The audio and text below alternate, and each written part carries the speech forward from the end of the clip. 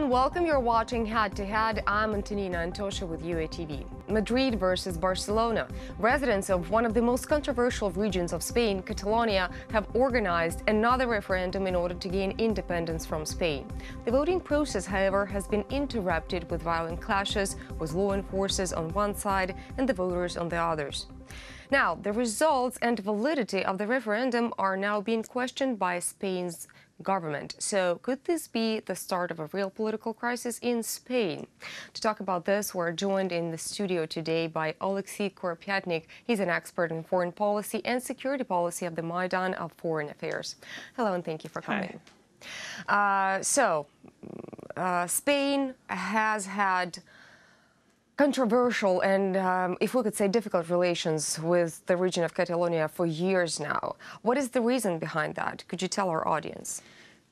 There are several reasons. First of all, there are economic reasons which are prevailing under this situation, meaning that the share of their share donating to the national budget is considerably larger than the share that they're getting from the central government.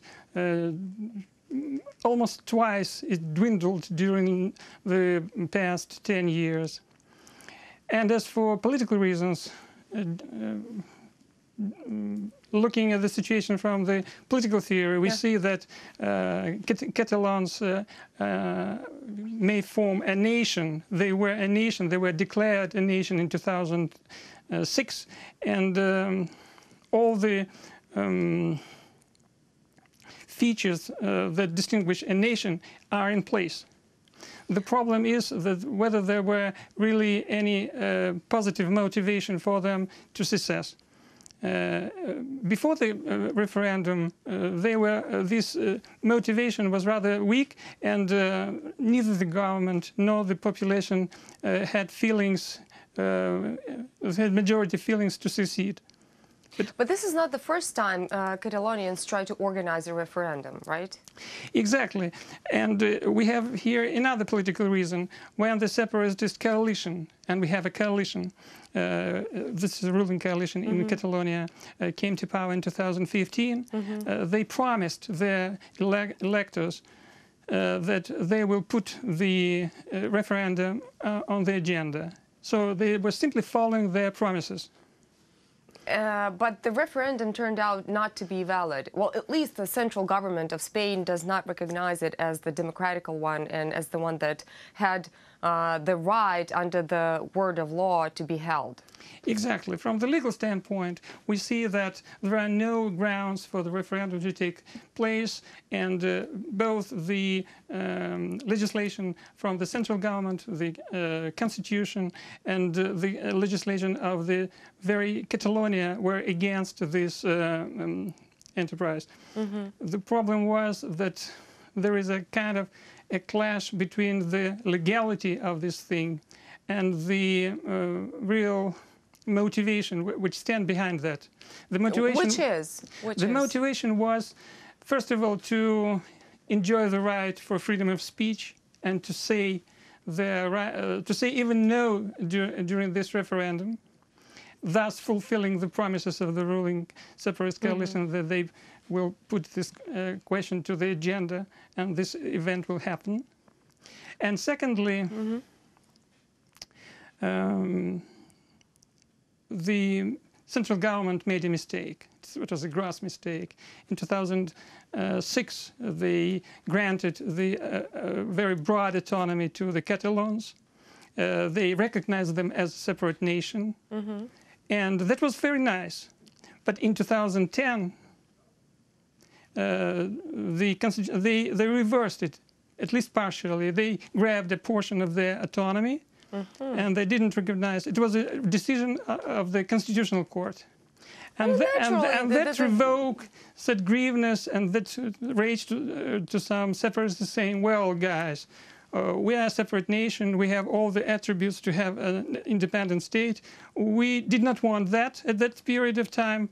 But if things stand worse, and this was a time of the economic crisis in the European Union since 2008, they were badly dissatisfied how Madrid government was managing this crisis.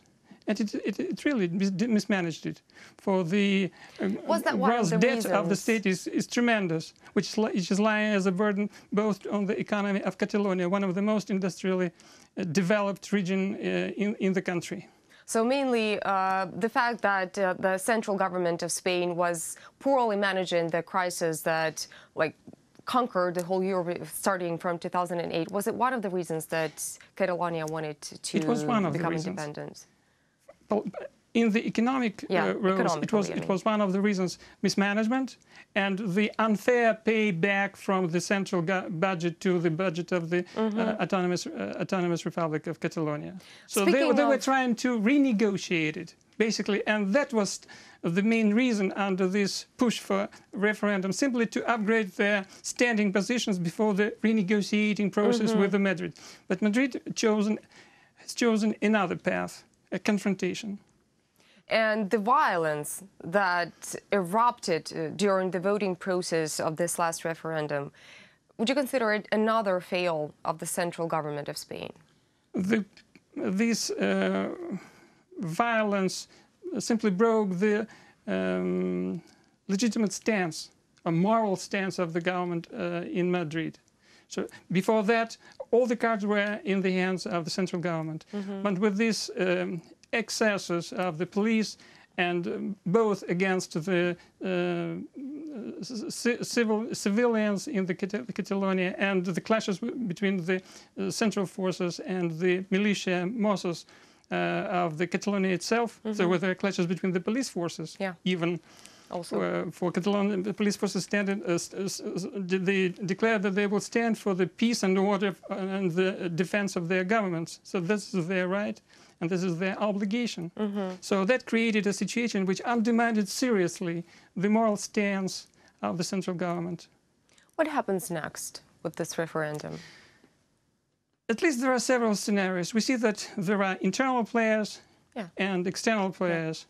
As for the internal players, the point is that within the Catalonia, there are at least a serious reason for the secessionists, though they declared they won with 80% of the vote, to declare independence, because there are citizens which do not support the independence. But they're in the minority. And they will not accept the way how this independence was gained.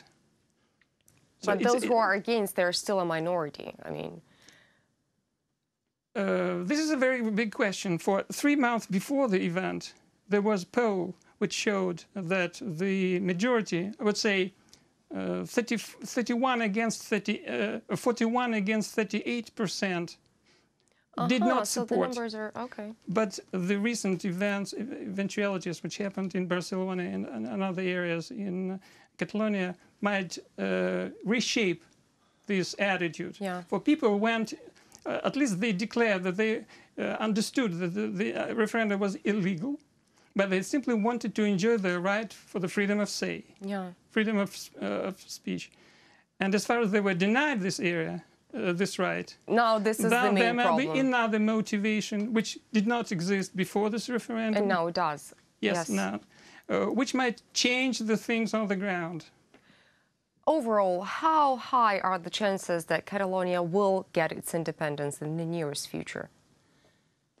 Looking at what the separatist government says itself, we see that the parliament is saying that they are going to declare independence within 48 hours after the referendum.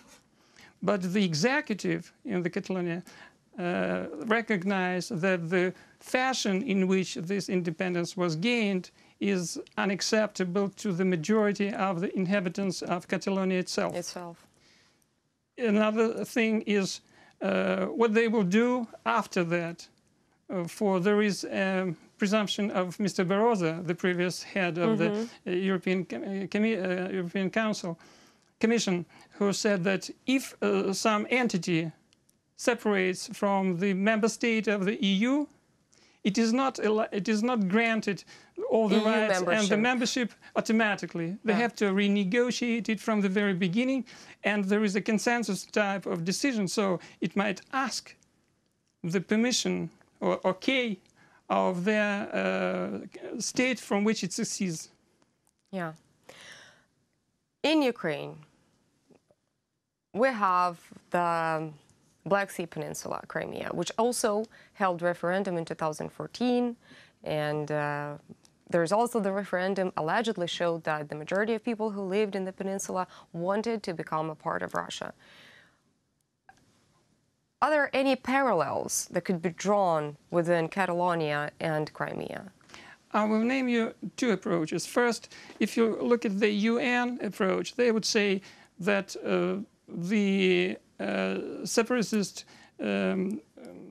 rush is legal if two conditions are met, that this is a decolonization or this is a separation from a very authoritarian or even brutal state. Mm-hmm. From the political standpoint, there should be some criteria met as for the nation.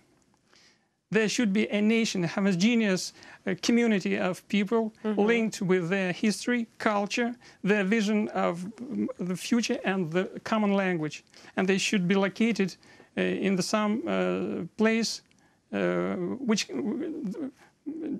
permit the borders to be drawn. Mm-hmm. All these criteria are in place.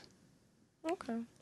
Well, as for Crimea, there is no such an entity as the Crimean people.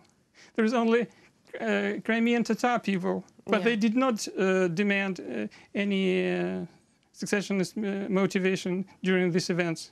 And the Russians are having their own state, Russian Federation. Yeah.